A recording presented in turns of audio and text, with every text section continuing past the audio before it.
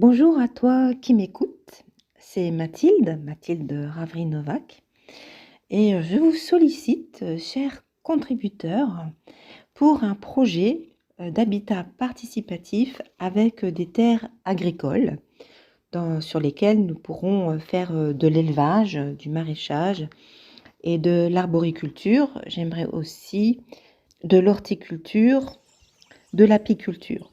Alors, ce bien, c'est pas une question de possession, d'avoir une propriété, pas du tout. C'est un projet vraiment basé sur du vivre ensemble. Vivre en communauté, ensemble, un lieu de partage qui réunit des humains en lien avec le vivant, avec le beau, le calme, la paix, le respect, le bien-être, l'art, l'alternatif. C'est un projet que je mène déjà depuis 4 ans. Et j'avais pas de lieu, j'arrivais pas à trouver de lieu. Et là, ça se présente parce que j'ai appelé quelqu'un pour vivre dans un écolieu. Je pensais qu'il avait créé un écolieu.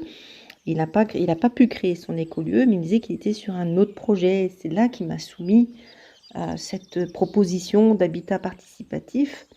Et après, tout peut arriver. Mais déjà, il faut avoir l'acquisition là maintenant parce que c'est un bien qui est propice pour tout ce que je vous ai cité par rapport à l'élevage, au maraîchage et aussi par rapport à l'humain.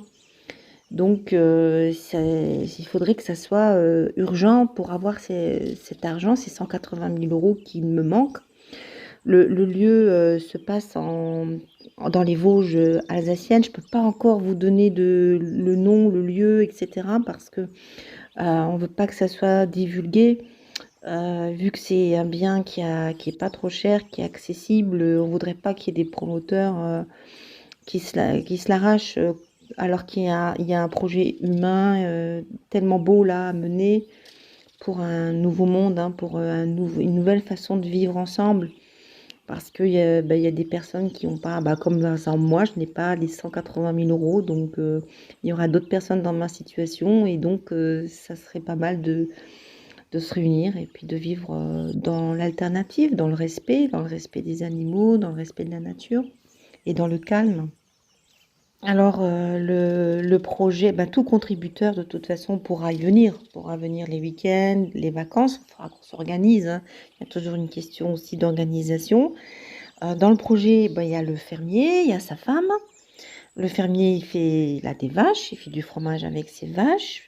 Et sa femme, elle est éducatrice spécialisée. Et elle a aussi l'ambition, la volonté, peut-être pas l'ambition, mais la volonté de faire venir de temps en temps des enfants pour bénéficier de ce calme.